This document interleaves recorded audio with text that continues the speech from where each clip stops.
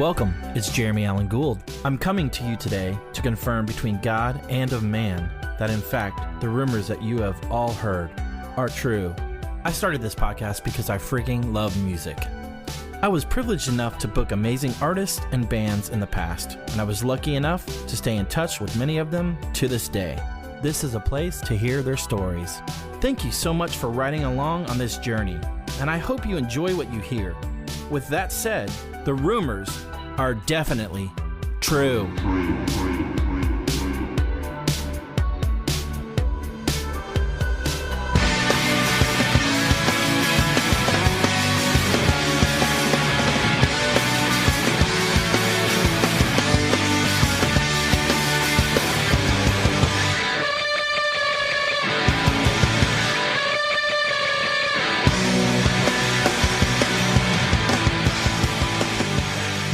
Hey guys, welcome back to this latest episode of the Rumors Are True podcast. My name is Jeremy, and today I welcome Chris Simpson. You know Chris from the band Mineral, the Gloria Record, Zookeeper, Mountain Time. What an awesome conversation with a buddy of mine. Really been looking forward to this one. I discovered Mineral when I was a teenager, and they have been a mainstay in my rotation over the past 20 plus years. So it was just an awesome opportunity to, ask these questions that I've wondered most of my life. So awesome opportunity with Chris, and so stoked he gave me some of his time. So I hope you enjoy this latest episode, guys, with Chris Simpson.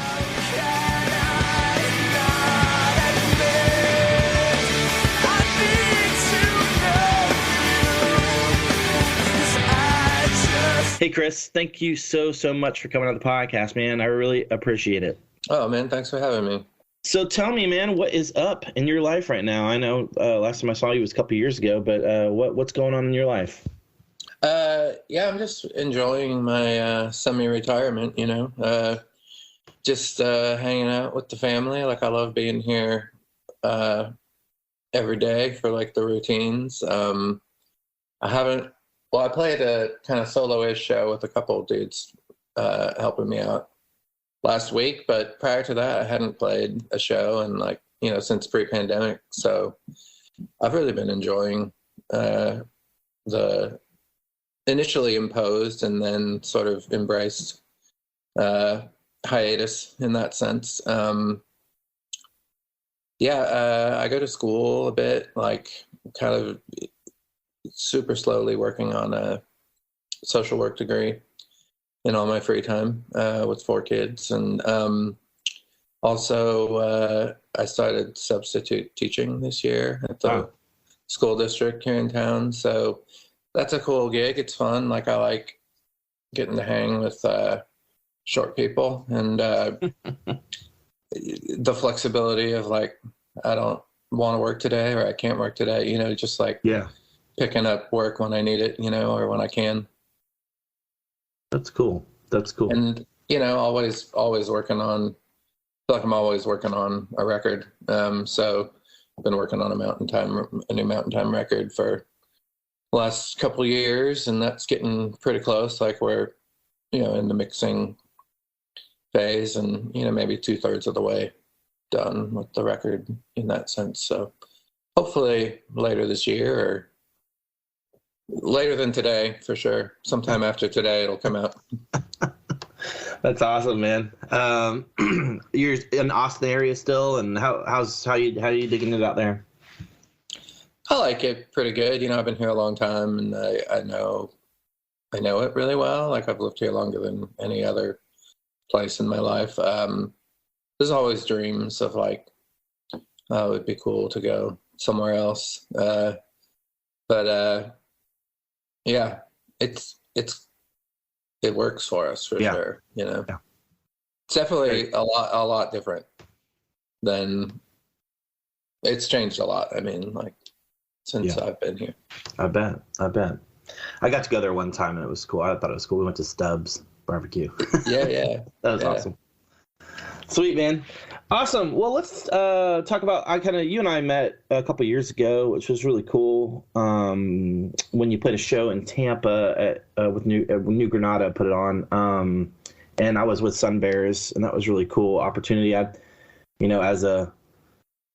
be 45 this year, but the 19-year-old in me was geeking out to get to meet you. So yeah, that, and then you wound up Mineral wound up playing the fest a couple days later, so we got to hang out a couple times, and Yeah, man, I just finally remember meeting you, and it was just an awesome opportunity to get to know somebody that influenced me as a kid. And so yeah, I just think back on those times, and man, it was really cool to meet you. yeah, it was a good time. I remember that time well as well.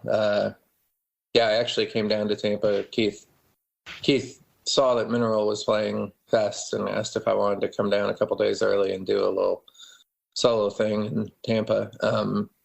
So yeah, it was a good time. That's awesome. Awesome, man. Well, let's talk about Chris growing up, influences, records, bands, kind of things that shaped who you are and who you become. And yeah, just kind of tell me how growing up was for you and then into the music world. Yeah, I was fortunate in that my mom, kind of both my parents, but particularly my mom was like so heavy into music. Like she's the only one in her family who didn't get a degree in music, and they're all like music teachers and music people, and she kind of always was too. Like she played piano since growing up, and then she ended up getting like art and English degrees in school, and not really pursuing music in any professional sense. But she was, of course, just extremely passionate about music and always playing music. Like, so I really feel like that's where my love for music and passion for it started. Just like she was always playing music, and I just really liked it, got into it. You know, she would have been playing stuff like, she played a lot of like the early Bee Gees, like the pre-disco, some disco too, but like she loved the Bee Gees. She loved the Beatles and Elton John. And she kind of got, as I got a little older in the 80s, started happening. There was a lot of like Anne Murray and like this kind of country pop kind of thing. Mm-hmm. But yeah, I love that. And it's funny, I still kind of feel like the form of songs that I'm most interested in is kind of that, in that realm, you know, which is, I guess, to say just like kind of lush, ballady pop, you know? Yeah, mm-hmm. Absolutely. Was there any particular concerts or records as you started to get a little older and kind of find what you liked? Was there anything that stick out to you that you just talk about maybe some of those records and maybe a concert or two that you saw that kind of made you go, I want to do that? Yeah, the first record I bought with my own money was Michael Jackson's Thriller, of nice. course, which was huge. And then shortly after that, I signed up for like the Columbia Music and Records Club. And my first shipment through that, I remember I got just kind of on a whim, like I had never really heard them, but I got the Unforgettable Fire record by U2. Oh, wow. And that was kind of mind-opening. Yeah, I kind of got into a ton of stuff from there. I remember trying to, like, me and all my friends would try to find ways to like double up on our memberships and stuff. Just to get those. Oh yeah. Man, I knew a guy who called and gave some sob story about how pretending to be his parents and saying that their son had died. And if they would please cancel his membership, and not stop sending reminders about things they would. And then he went and signed up again. Oh, it's the best. But yeah, it was like just trying to find music, like trying to get it. Michael Jackson was definitely huge. Like I have very strong memories of like, I had my record player and I would listen to music and I would put on like Michael Jackson songs on the record player. And then I would go to the other side of the room with my little boom box with a microphone and I'd kind of try to sing along. And then, I'd listen back to my tape, which was me, of course, duetting with Michael Jackson. Nice. And it'd be pretty sweet if those tapes still existed. So as I got older, I got into, like some punk and metal and like kind of, just everything from there. At some point it wasn't cool to, be listening to the same music as my mom. So I had to, kind of take my own path, but she was impressive, man. She was, she kept up pretty well, like I'd get into something and I'd be like, oh, this is like, I remember this band Autograph. Remember them? Like, yeah. In the hair metal days, that Turn Up the Radio song. Yeah. Anyways, I bought that record and I was like, oh yeah, now I like metal music. Like these guys are a little out there, And then my mom picked me up from school one day and she's like, she has bought that on cassette and she's rocking it in the car and she loves it. And I'm like, this is terrible. Of course, in retrospect, I'm like, that was just like right up her alley. That was just like real polished, like pop, music. But anyhow, I had to get into some heavier stuff to get away from her. No, I believe it. So around this time, you're in your teens, I assume. Is that kind of when Mineral started to kind of come to fruition? Let's talk about how the beginnings of that happened. Yeah, so I grew up mostly in Denver, Colorado, and moved down to Houston. I think I was 17 or something. And so all that time I was just like writing songs on my own. I played in some like metal bands and stuff with friends from churches and stuff. Like I played drums as my first instrument, and that was cool because there weren't a lot of drummers. So like if you played drums and had drums, you were like instantly in like 4 bands, because everyone's like, oh, I need a drummer, So I played drums, and then I moved to bass at some point in some bands, but it was never really like my thing musically. As far as my own stuff, like I just started writing on piano and acoustic guitar and like filling up notebooks with like songs, and occasionally I would play, but they were all just real down tempo, simple chord, like acoustic music. And so I didn't really, Mineral was in a sense, so I moved to Austin in 93. And I was still just kind of like the material I had to share and show people was still just this kind of acoustic stuff. And I met Scott, the guitar player from Mineral, early on through his roommate who worked at a record store.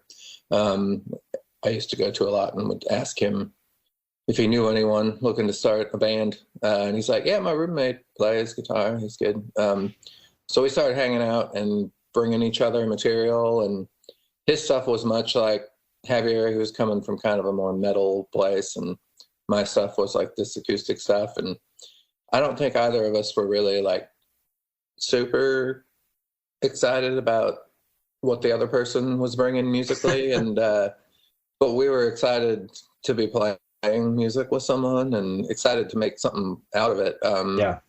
So, I'm sure I've said this in a lot of interviews, but like the summer of 93, when my first summer in Austin, Siamese Dream by the Smashing Pumpkins came out, and this record called Chrome by the Catherine Wheel. And we just, those 2 records like just set a fire in us, and we all of a sudden saw this like sort of common path where we're like, this is something we're both into, some sort of sound or vibe. And that's kind of how we started writing together. and we had a band called I the Worm, briefly before Mineral. That was Scott and I and a different bass player and drummer. And, it was still, there was some cool stuff happening, but we were really still starting to like figure out how to write together. And then shortly after that, like, we were good friends with Jeremy was one of my best friends, and he played in a band with this guy Matt on drums. That we just thought those guys are like the best bass player and drummer. They were like our dream rhythm section. And then their other band broke up, and that was Nothing in Return with Tess Wiley. Who, oh, nice. I know Tess. You know, yeah. So their band broke up, and we sort of immediately broke our band up because we wanted to start a band with Matt and Jeremy, you know. And so that was the beginning of Mineral. That's cool. So how long did you guys play before Crank came in the picture? Obviously you're writing songs, and I guess that question, and then also when you were writing the songs, how did you feel about them? Were you like, these are kick-ass? Were you just like, just being young people, just trying to write, rock and roll? Like, how were you feeling about it? And then, like I said, and then when did Crank come into the picture? Yeah, we were just kind of doing it on our own and didn't have really any idea of like a scene or a specific sound. Like, I think, Diary, Sunny Day Real Estate came out in '94, and we were like definitely into that, and felt like that was kind of like that. And that same year, the Dinosaur Jr. record that came out that year, we were really excited about to see some bands making music that felt like this is kind of like what we want to do, what we're doing, So we just were writing and playing shows when we could, and then happened to, through a friend of ours, get booked to play a show in Houston with this band, Christie Front Drive from Denver. Oh, yeah. Great. And she gave us a cassette of their, this is the one with like 6 songs that has, I don't know how to describe what's on the cover, but anyways, we just wore that tape out, and that was really even more than like Sunny Day and the Dinosaur Jr. record. Like, that was like, whoa, there's other bands, like there's peers doing kind of what we're doing, and so we played a show with them in Houston and just kind of fell in love. And their bass player, when they got back home from tour, Carrie, called us up and said, hey, I'm starting a record label. Let me put out a 7-inch for you. And we're like, what's that? But we were excited, to put music out. So we went and recorded, we had a first session where we recorded like Gloria in Parking Lot. And I think we also recorded 5, 8, and 10. And that song Satyr Star that later came out. And he put that out, and then I had a good friend, one of my best friends from growing up in Denver, was running like a zine at the time, Hybrid magazine, and Crank was advertising in his magazine, so he had sort of developed a relationship with Jeff and talked to him on the phone a lot. And Jeff was always asking him, like, let me know if you hear any good bands. And so when he heard the 7-inch, he's like, oh, I'm going to send this to Jeff. Like, he'd probably dig this. And Jeff called that day and was like, well, I want to make a record with you guys. I think he flew to Austin shortly after that to hang out with us. And it was, it all happened real fast. And you guys were over 18 at this point? I mean, or were mom and dad having to sign? Like, what's that? No. Yeah, we were over 18. Yeah, I mean, this would have been 94, so I guess I would have been 20, Oh, okay. Yeah, so, yeah. And I was the youngest of the 4, so I think we're, like, separated about a year, going up 3 years, so we were, like, 20, 21, 22, and 23 or something. I got you. So how long after signing with Crank did you guys start working on The Power of Failing? And I guess was that maybe some songs were written and maybe let's talk about that record in general. Fantastic record, love it. It's revered by many. So obviously you know this, and I just I want to know your thoughts on the record and kind of maybe talk about that for a little bit. Yeah, we were just real excited to make a record and go back into the studio. And we had,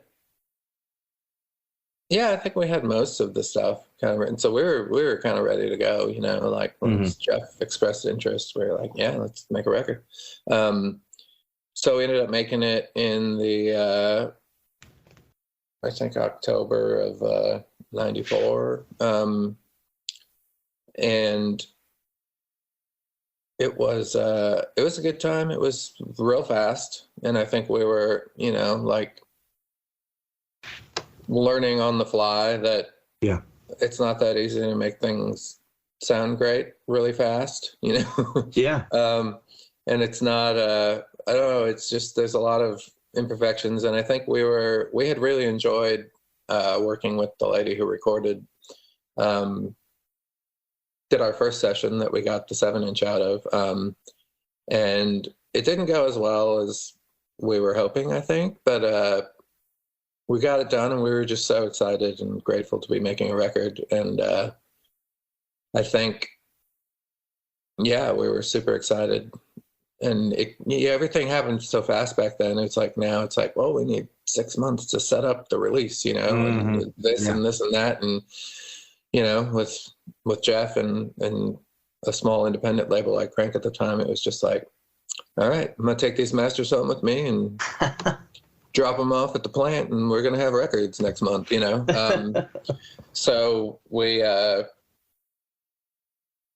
so it came out and really through Christie Front Drive, like we would always wanted to tour, but we had no idea, like, how do you do that? Like, how do you make that happen? And meeting them just really opened up this whole network of bands and this kind of scene that was just so interconnected. And, Carrie basically helped us book our first tour and sort of showed us all the people he knew and kind of took it from there, That's so cool. I know you mentioned you kind of were stoked on it, but what was the feeling like when you finally popped the CD in or the tape into your car or your stereo and listened to it for the first time? What were your thoughts on it? Yeah, it's such an exciting feeling, to have a record that you made, like a physical thing. So I know that was the overwhelming feeling, I think there was some sort of natural, like, I wish it had sounded better or we had time to make it sound like this or do this or that. But ultimately, I think all of that was overshadowed by the excitement at having a record out, and like a label released our record and it now exists, Yeah. What do you feel like at the time, the reception, like I feel like it went pretty well. I remember buying it myself and hearing about it, but from your perspective, how did you feel about the reception of it? Do you feel like, as you're playing shows, people are showing up singing the songs or whatever it may be, like how did you view that? Yeah, it felt like it went real well to us, and like the response was really good, and it felt like, I don't know, thinking about it in retrospect, like I don't know, well, I should say I know that we kind of took that for granted just because we didn't know anything else, Yeah. It's like I know now, like, how rare that is for something to go well, Yeah. or to release a record and have anyone care, so, but yeah, it was great. The response was good, and it just felt like it sort of kept picking up steam, which was wonderful. Yeah, we toured for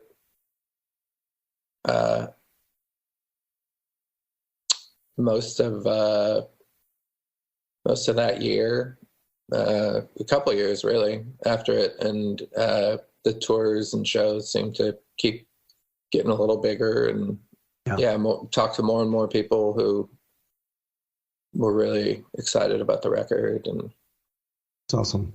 It's really cool.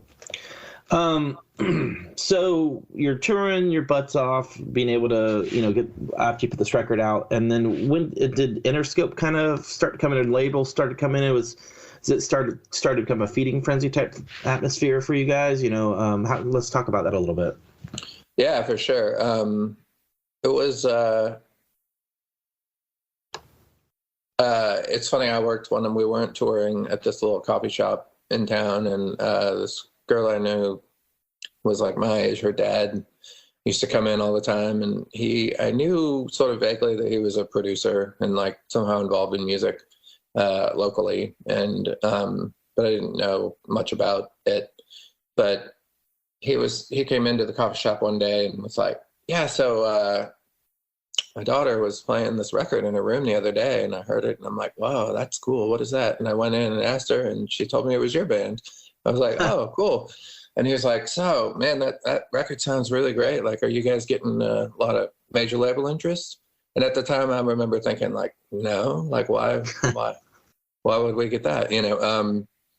But really, like, within a month or so after that, like, we were starting to get it, and we were just really all very surprised. The first guy who came to see us was from Interscope and was the former bass player of Blondie, and we thought that was really cool. So that is cool. He came to see us in Houston, and we hung out with him. And I think at the time we thought maybe that was just one label interested in us. But the way those things work, everyone knows what everyone else is doing, and they're like, oh, Interscope's interested in these guys. Well, maybe we should check this out.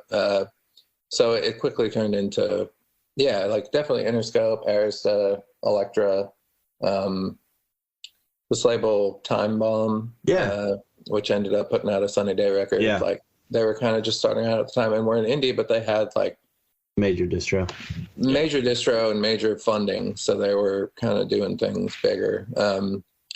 And I guess those were the main ones that we talked to and met with, and ended up going with Interscope. Just, I don't know, felt like the first people to the dance, and we had been talking to them the longest. And they flew us out to LA, and we hung out, and we talk about some of this in the book, but we were in a conference room sort of talking shop about our deal. And in the next conference room over, there was Dr. Dre and his crew like working out their deal for Aftermath when they started that label. And it just all felt so surreal, and then we went into Jimmy Iovine, one of the president's offices after the meeting, and he had like John Lennon's Mellotron in there that he used on Strawberry Fields, and they were like best buds. And it was just surreal. And I think what sold me was mainly Jimmy Iovine, like telling us like, I think you guys will be fine as long as you're driving the bus, like as long as you don't let anyone take control of what you're doing. If you just keep doing what you want to do, you'll be good. And that felt impressive to me. Like that definitely landed well with me. And it's funny, like I had no idea even who Jimmy Iovine was at the time. Wow. And now I certainly learned, and I was like, it's so cool that we had the opportunity to be with this sort of caliber of people and like talking to them when all we had done is put out this little kind of raw record in 5 days, Yeah. I bet that was cool. That's so, you're coming from, like the humble beginnings, and it's like, then you're in this position where you're like, what the hell's happening right now, Mm-hmm. But yeah, for sure. It's well deserved though. I mean, it's, obviously people saw what a lot of people, people understood it and got it. So you signed with Interscope. What are the next, what's the next couple months or year or so before you start recording Inserenating? How's that or what's happening in that time, I guess I should say? Yeah, we're continuing to tour. I think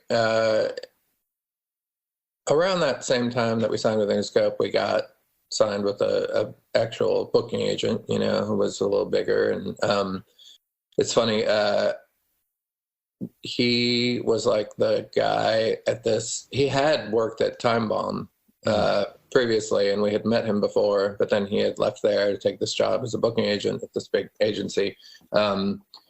And he was like the new guy at the agency, and he basically like brought us and Sensefield and Jimmy Eat World and like a bunch of these bands that he was into, like, to this booking agency. And because we were like his only bands at the time, he was like, well, let's do a tour together, so like that's how the Mineral Jimmy Eat World Sensefield tour happened. And that was magical. That was like playing real clubs with like these things on the floor that like sent your voice back to you. That was cool. And some shows like selling out and stuff. Like it was awesome. And then, we were starting to write and work on and serenading. And I think we maybe even had like a trip out to California to start recording during all that. And somewhere in that era of like the ending of touring for Power Failing and writing and serenading, we just sort of I got kind of disillusioned with it, and I know Jeremy did too, and it ended up being the two of us that kind of decided we wanted to quit the band. For my part, I really was starting to be interested in a lot of things musically that didn't really feel like Mineral, and felt like when I would bring ideas in, they weren't landing, or like, and I felt like some creative differences, not necessarily musically even just, but also just like philosophy, like, I don't know. I was not that excited about signing with a major. Like I probably wouldn't have if it was just my decision at the time. Like I had I was very protective of what we were doing, and not sure that it could be monetized in a way that wouldn't compromise what we were doing.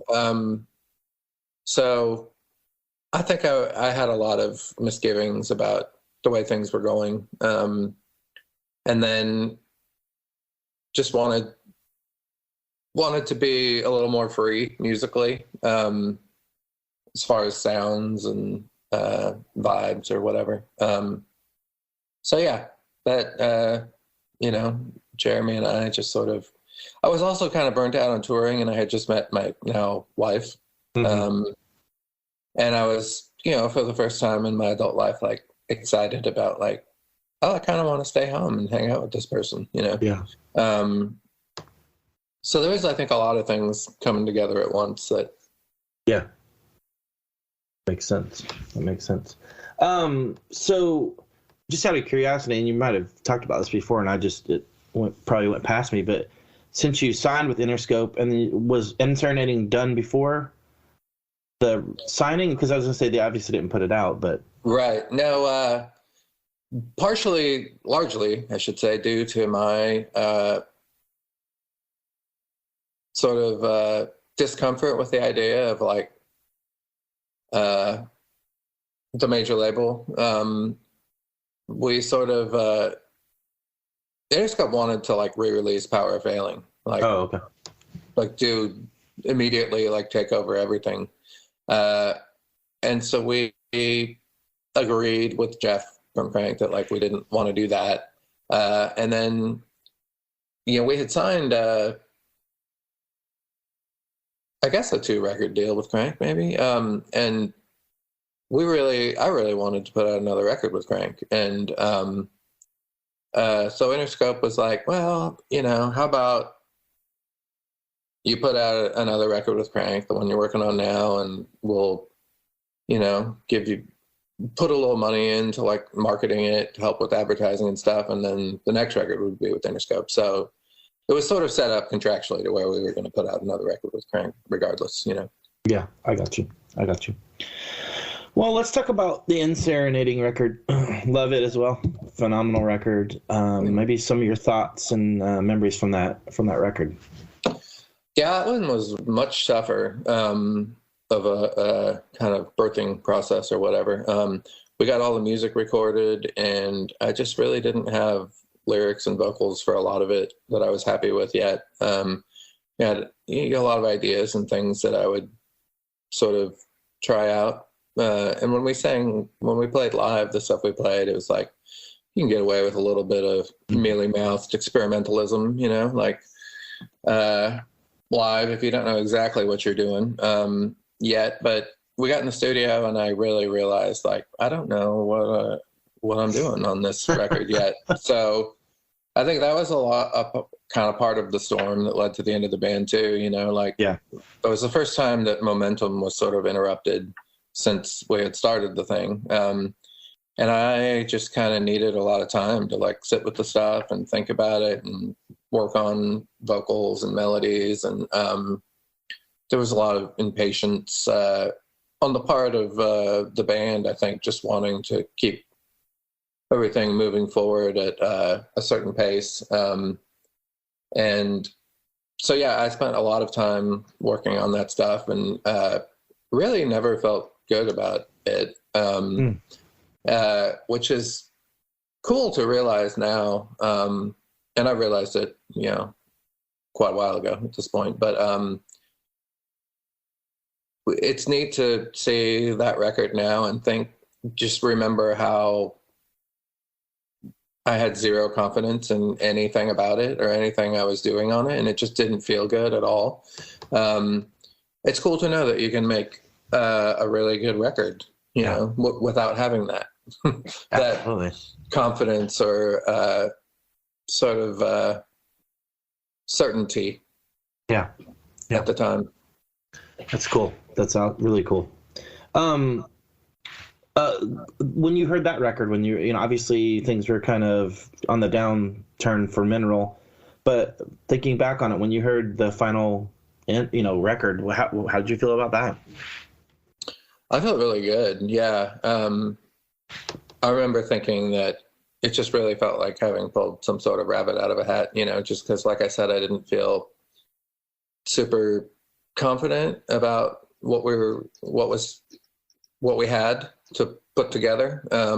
And somehow it came out like really, really cool. I think you start to see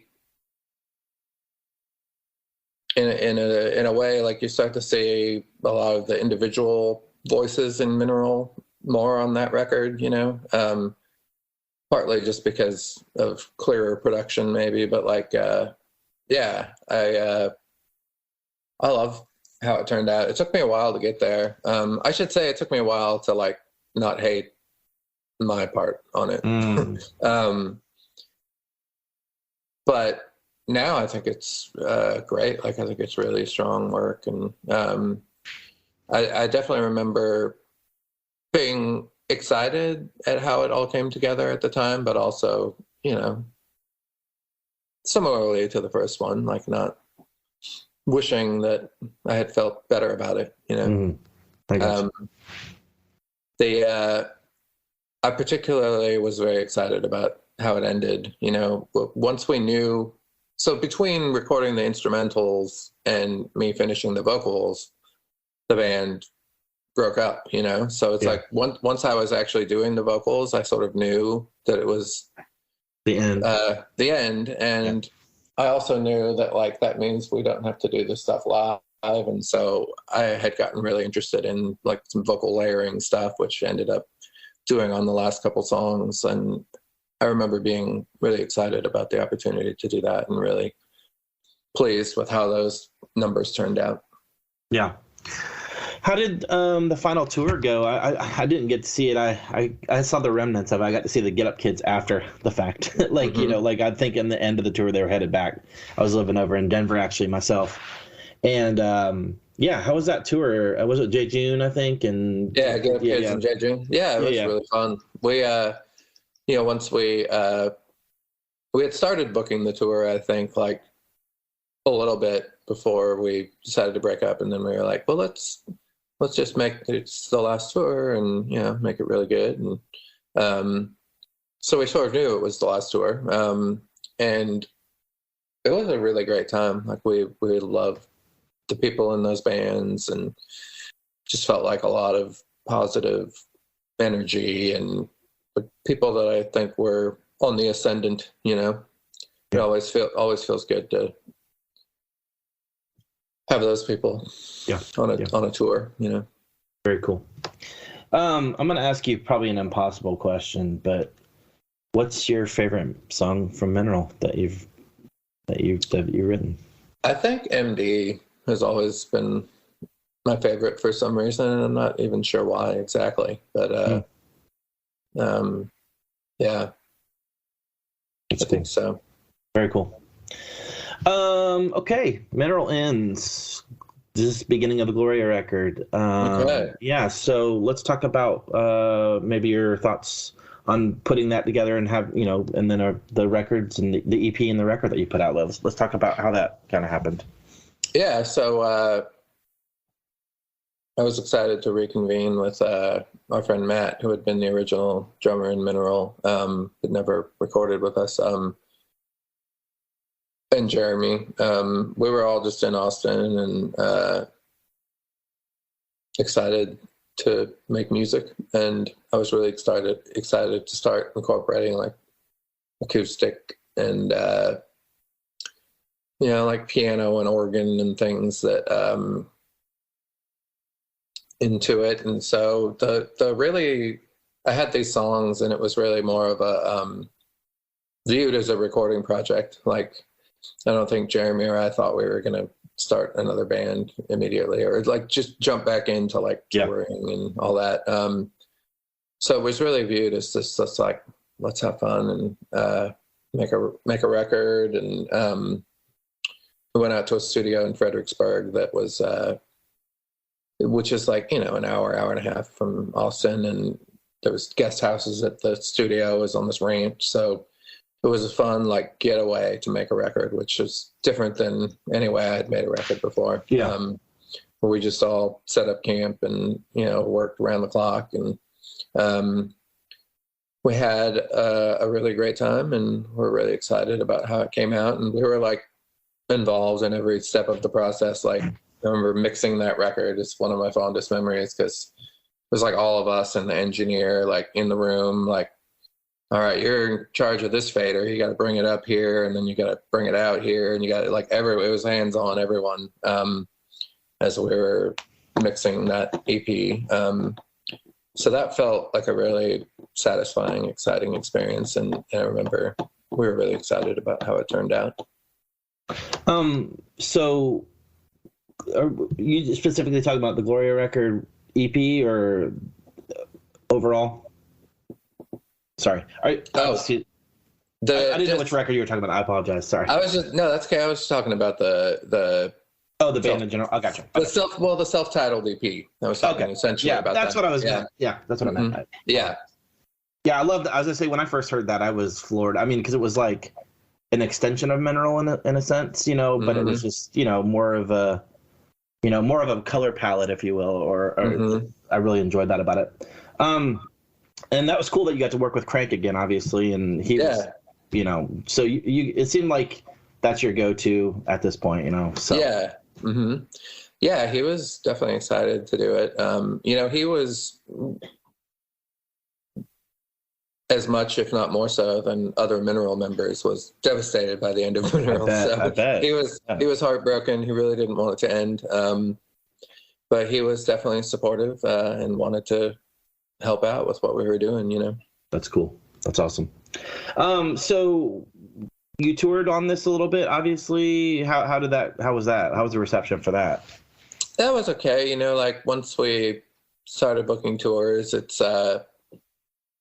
felt like immediately different, like Matt wasn't really into touring, so had to get a drummer, and then we added a keyboard player. So then that period between the self-titled EP and Lull in Traffic was definitely like a real transition period, you know, because it was like, all right, so we're officially doing another band now, you know, and it's not these four people who made the EP, and it's not this like isolated creative environment. It's just like a band, and we're just writing songs. And so it took a while to settle into that and to kind of get the lineup shaken out to what it became before we recorded Lull in Traffic, which, you know, was the 5-piece that carried through Start Here. And that group of people, once we all got together, felt really special. We were just, I don't think I've ever been like closer in a band, like just like we were just best friends, and like it was our whole world, you know, this band and music and drinking PBR, you know. So we just, it was really exciting.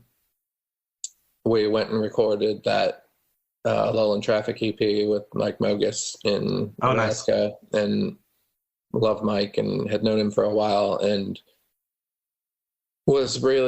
hadn't really like, I've met him through bands and stuff, like I hadn't really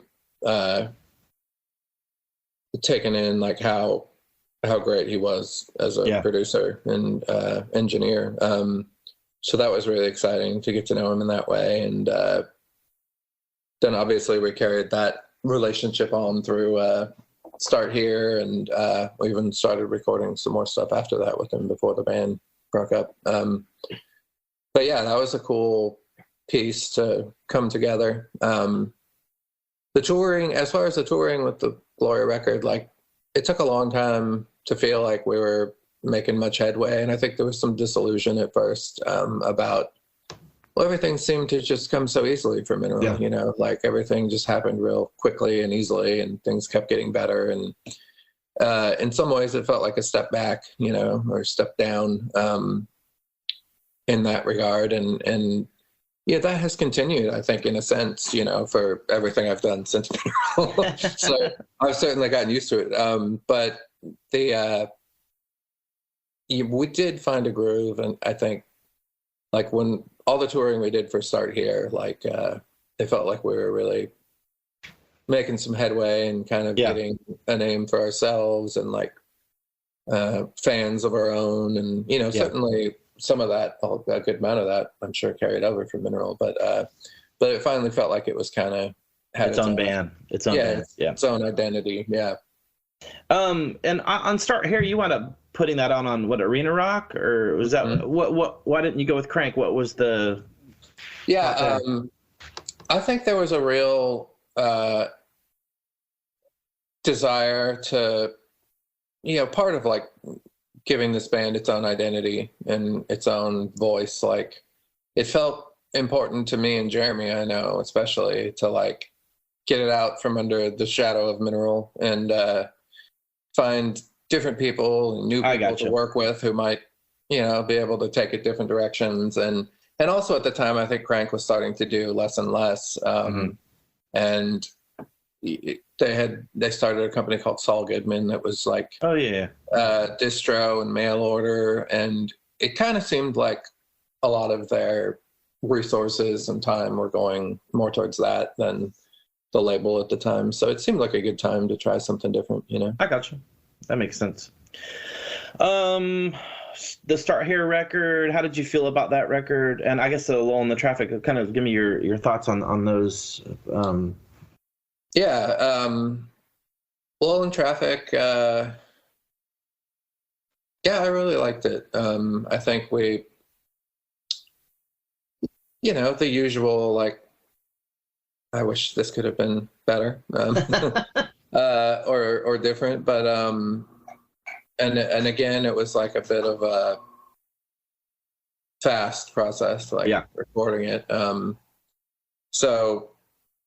But I liked how it turned out. I liked, I think in retrospect, it was kind of the sound and songs on that were a little bit kind of transitional, between the EP sound and like what we ended up settling on more.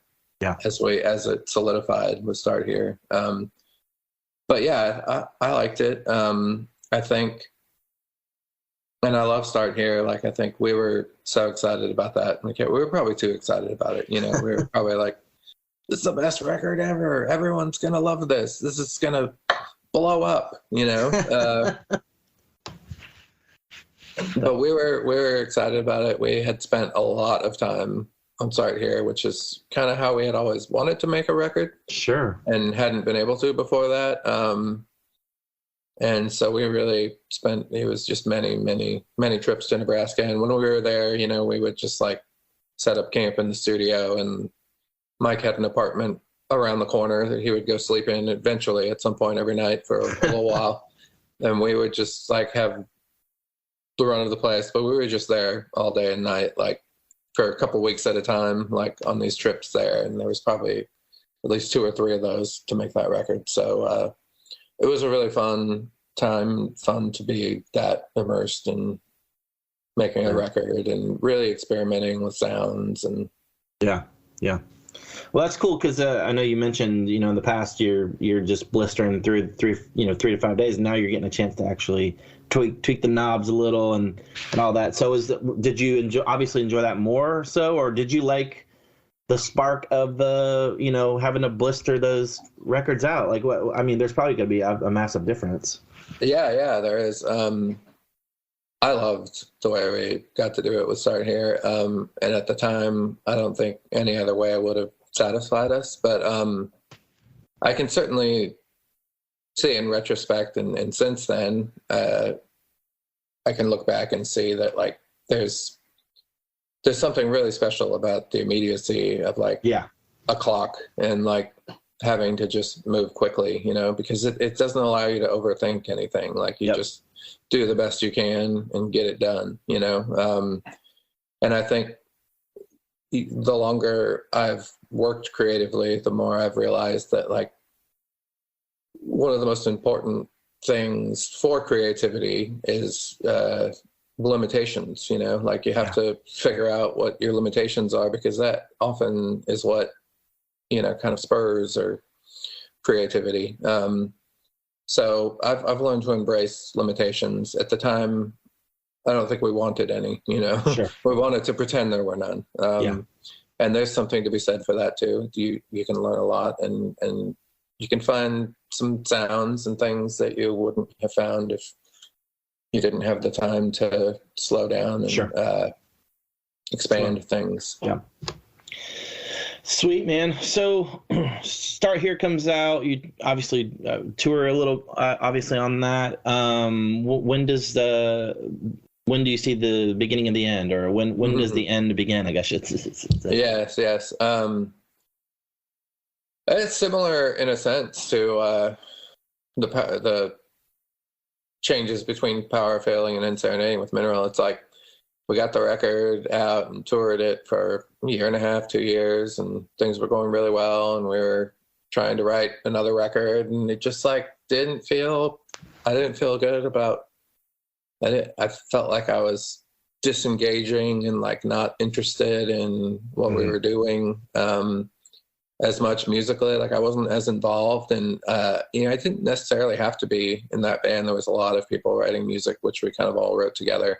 So musical ideas were plentiful and constantly being developed, and I sort of felt like it was moving forward without me in a lot of senses, because a lot of it wasn't my stuff. Like I think this, like I Was Born in Omaha, My Funeral Party, Ambulance, there was a handful of songs that were like, these were just my songs that I brought in, but a lot of it was stuff that we would just write together, and then I would put vocals on. And so we were doing that almost exclusively with the never to be second record. And I was just not finding my place in it, not feeling right. And again, I started like the stuff I was listening to and interested in was all of a sudden, like Leonard Cohen and Van Morrison and like all these things that like I wanted to do something different all of a sudden, Sure. That didn't seem like it was right for this band, Sure. So it was, again, I found myself kind of ending a band because I didn't feel it anymore. I got you. Well, at least you were honest, instead of dragging it along and getting to a point where you're just like, this is, and then you're jaded about it even more so, Yeah. So that ends. Do you take kind of a hiatus on music for a little bit? Is that kind of, and to, starting Zookeeper not long after that? Kind of tell me about that time. Yeah, I started writing almost immediately, and just like things really opened up for me once I decided like I just want to write simple songs on my own and find people to help me play them and record them when the time comes. But mostly I was just writing and super excited about just returning to, in a way it was a return to my roots, like how I started writing music, just like simple acoustic chords and vocals. And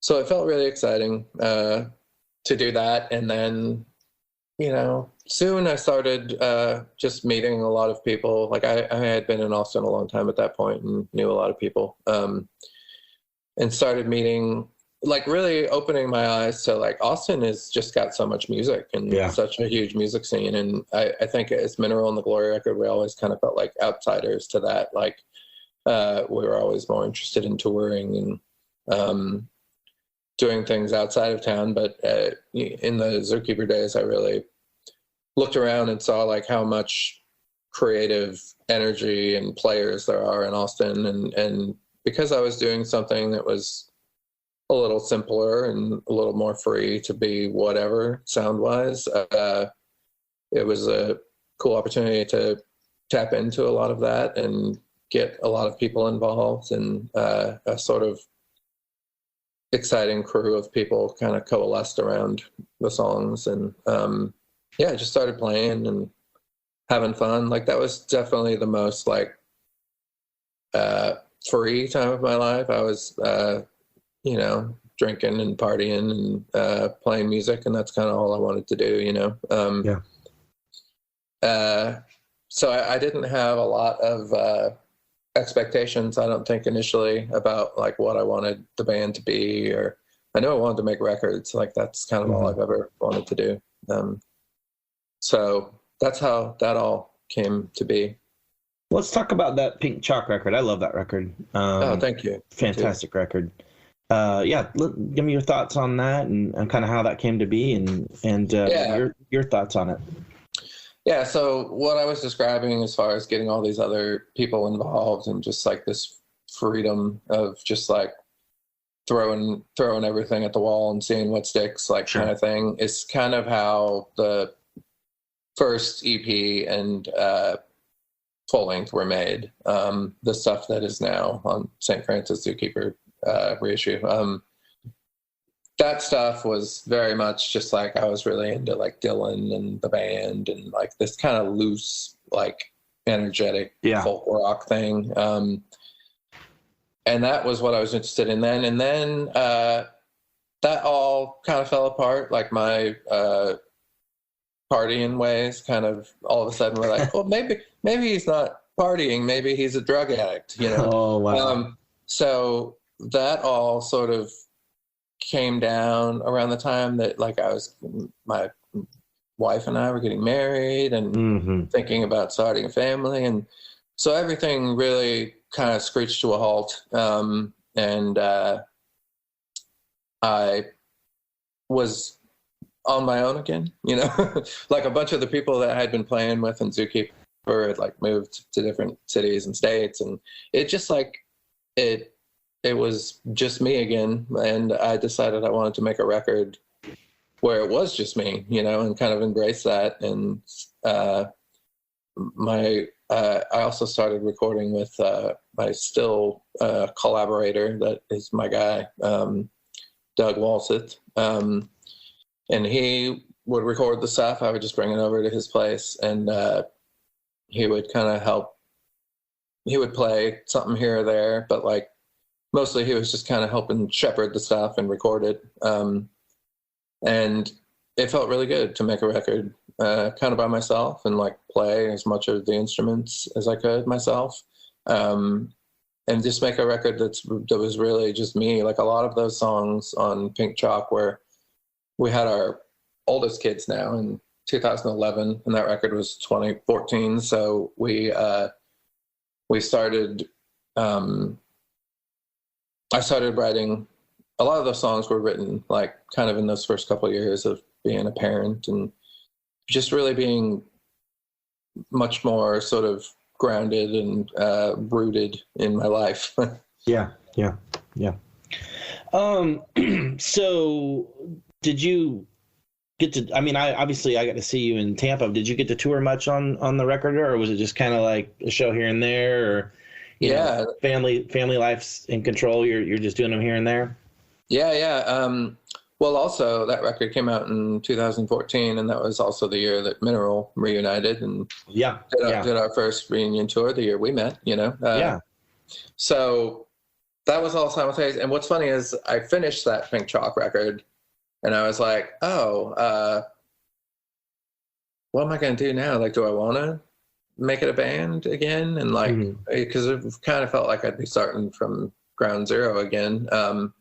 But before I really had to figure any of that out, the Mineral reunion started into the works. And so I just sort of shifted focus to that and did that for a while. And by the time I got done we toured just a ton in 2014 and 2015. And then by the time we finished, like fall of 2015 was that leg on the West Coast. And then after that, I came home and I was like, just really, all right, well, what's next, you know? And that's when I started working on the Mountain Time, what would become the Mountain Time Music for Looking Animals record, again with my friend Doug. And this time I was like, I want to make a record this same way where I'm like responsible for everything, but I want to be wise and bring people in who are really good at playing their instruments to play on it, rather than me trying to play the drums, say, or like the bass, you know. And I knew I wanted to really explore more as far as like strings and horns and like those aspects of it. Like I knew I wanted like some ladies singing background vocals, and like I had kind of a palette in mind. Sorry. No, go ahead. So that's how that one started. What spurred the name change between Zookeeper and Mountain Time? Yeah, it was in a way it almost felt like in retrospect it almost feels like Pink Chalk should be where the name change occurred, because that I feel like is where the process really changed to just be much more autonomous and me, and not like some huge group of people in a room, you know. But I think the reasoning behind it was mostly just nominal. Like I wanted, the Zookeeper name was weird, and there was other bands using it, and all of a sudden, like my buddy Tim Casher from Cursive was living in Chicago at the time, and he texted me one day, and he's like, "Are you really playing in Chicago Wednesday night?" I'm like, "Ooh, not that I know of, but that sounds fun." And so I went and found that some band from Chicago called Zookeeper was playing in Chicago that night, which made more sense than me playing in Chicago that night. But I also discovered that like online, like there are like bands in town or whatever the tour shows app is, like theirs had all their shows listed, but it had a picture, our promo picture. So it was like Zookeeper with a picture of me and all these people, and then their shows. And I don't know, it just felt like, all right, well, maybe we just find a different name for it. Like, and what's funny is that I had a lot of friends and Mountain Time was a nickname during the Zookeeper era, which was given to me by a boss at a restaurant for being prone to being an hour late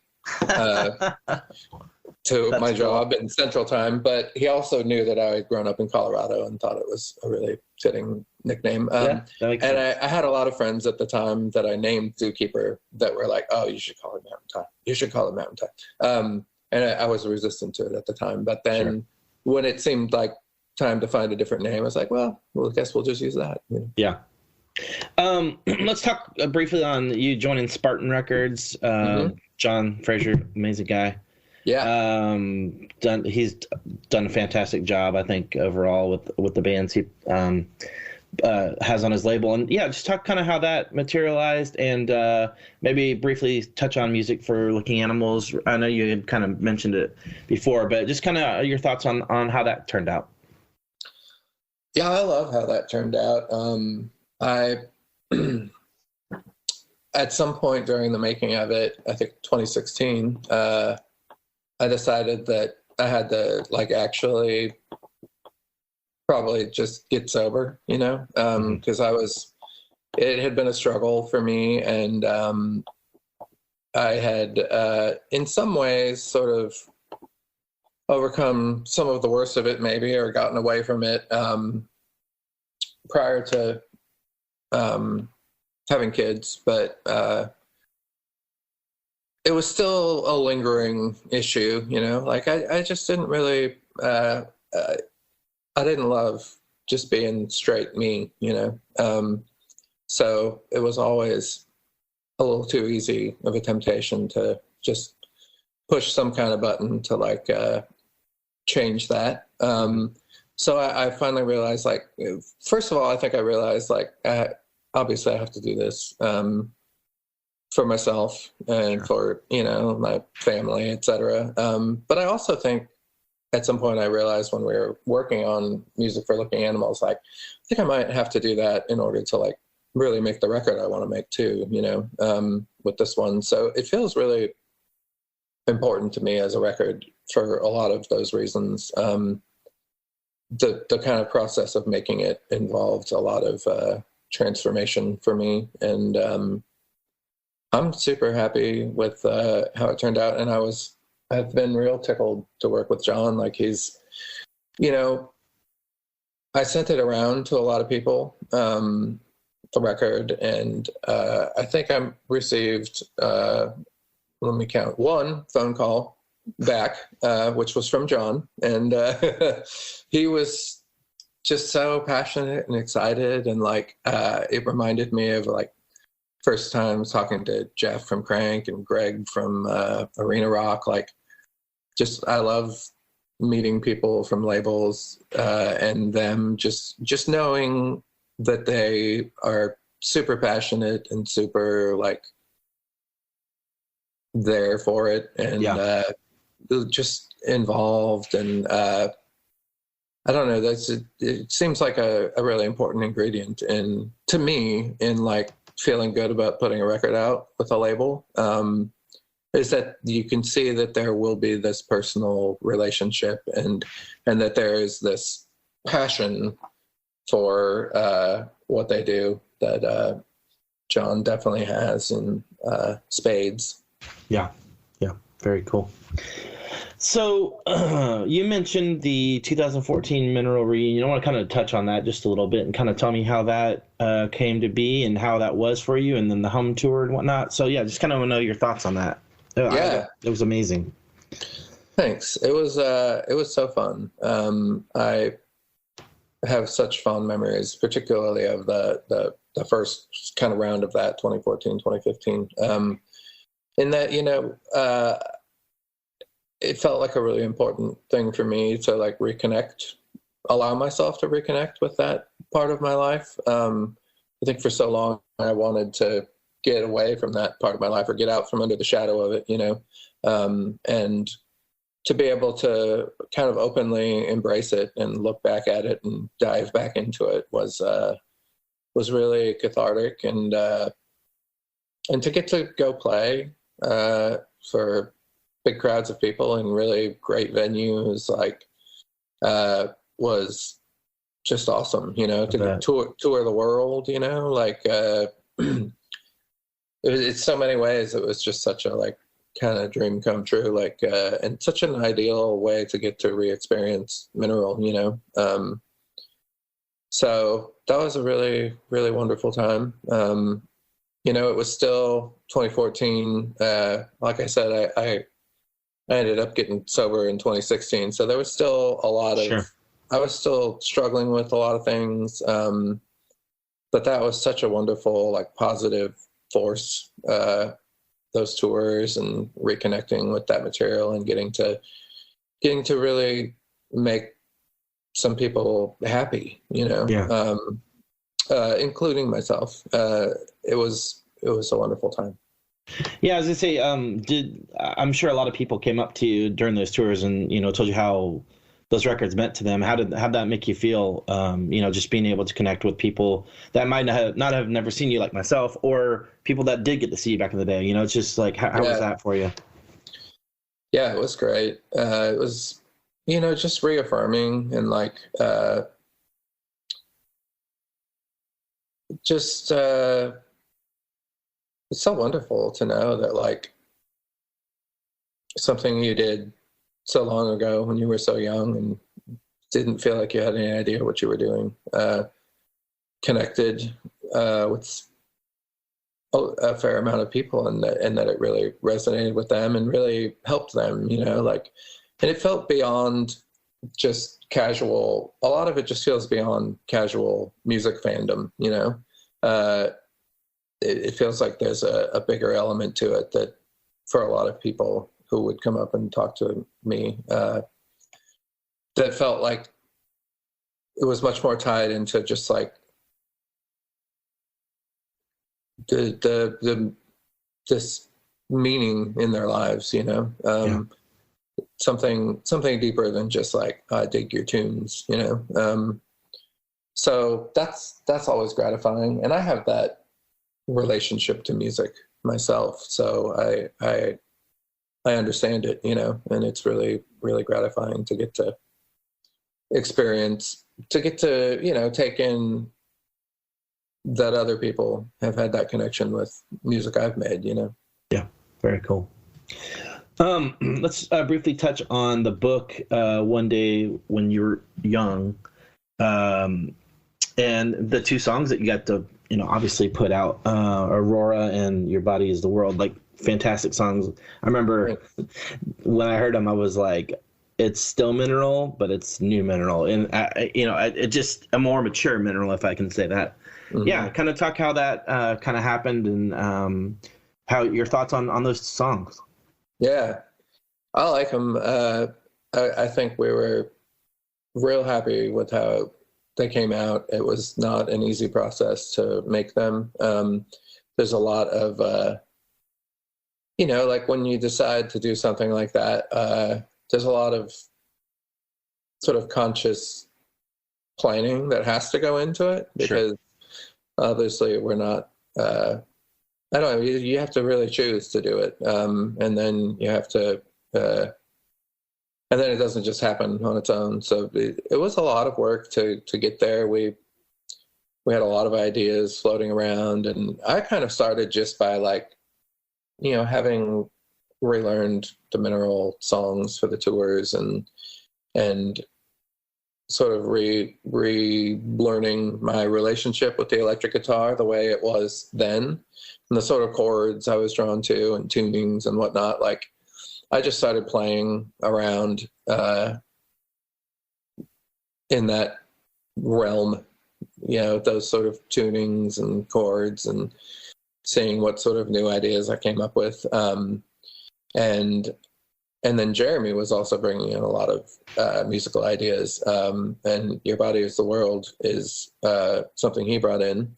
Aurora is something more like what I had just previously described, like trying to play around with the sort of chords and voicings of the older Mineral songs, but come up with some new stuff. So to me, they feel very like different, to one another. And I think they represent two different ways of revisiting Mineral, like And I love them both. They were both extremely difficult for me, as usual, to come up with vocals and lyrics and melodies. I was happy with for, especially Jeremy's song. It's always harder to come up with stuff to another person's material. But I am so happy with how it turned out, and I'm so glad that it happened. And I love both of those tunes. In retrospect, I probably like Your Body Is the World more. Like I'm a fan of kind of shorter, concise, poppy material, Yeah. How did you dig when the book, the book to like, that must have felt awesome. And, to see those memories and those things of the past, how did you guys feel about that? Was it kind of a validating thing for you guys just to have something in print, something that's just, a forever keepsake for people? Yeah, for sure.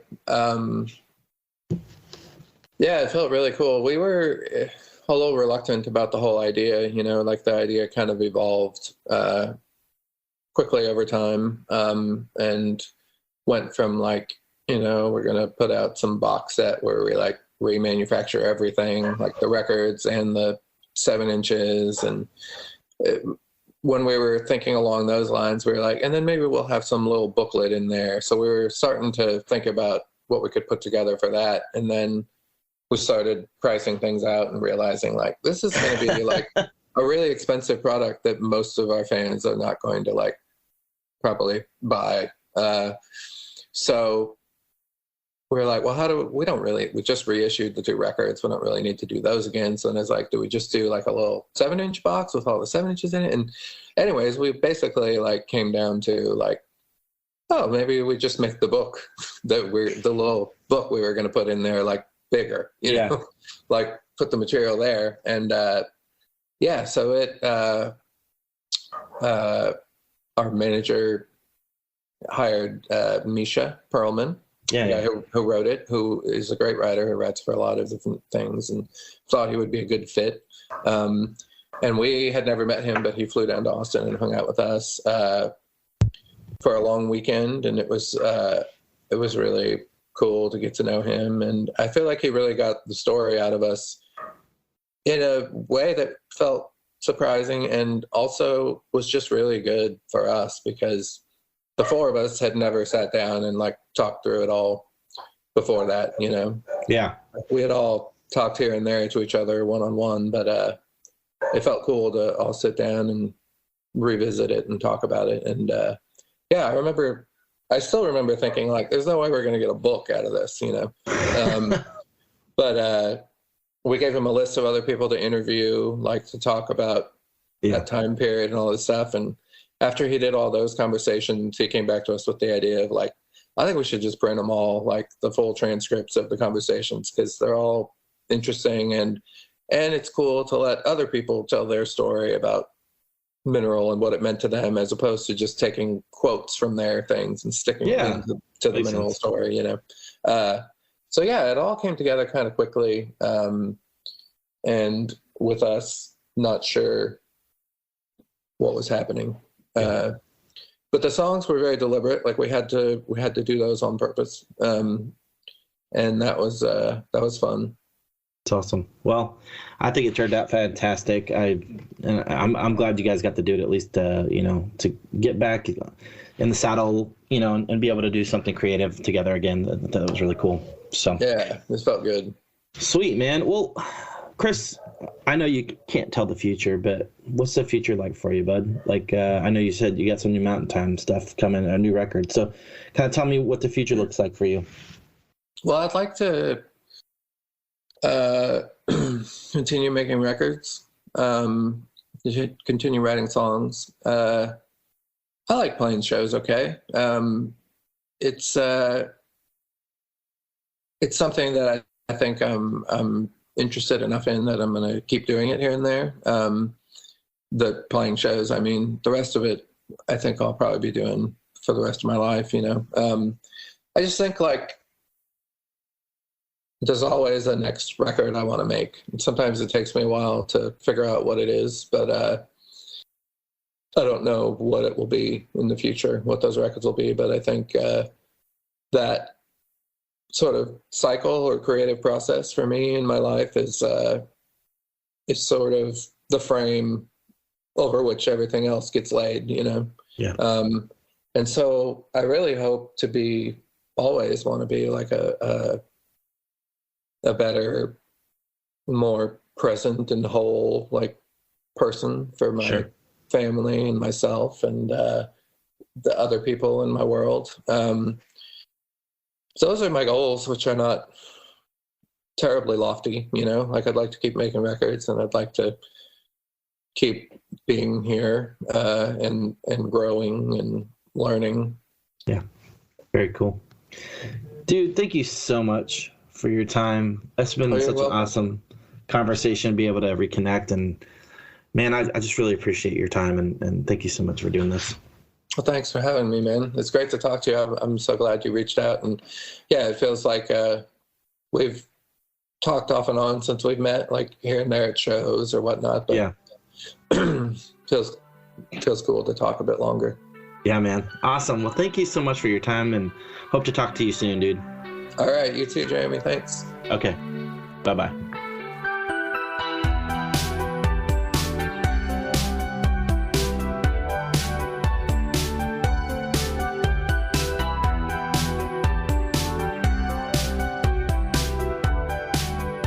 Hey guys, thank you to the listener for tuning in to this latest episode. Couldn't do it without you, so I really appreciate it. Man, thank you so much to Chris Simpson. Awesome that you gave me your time, so thank you so much for that. Got some great stuff coming up in the future. Add me on Instagram and Facebook if you'd like, at the Rumors Are True cast. If you want to like and subscribe, go ahead.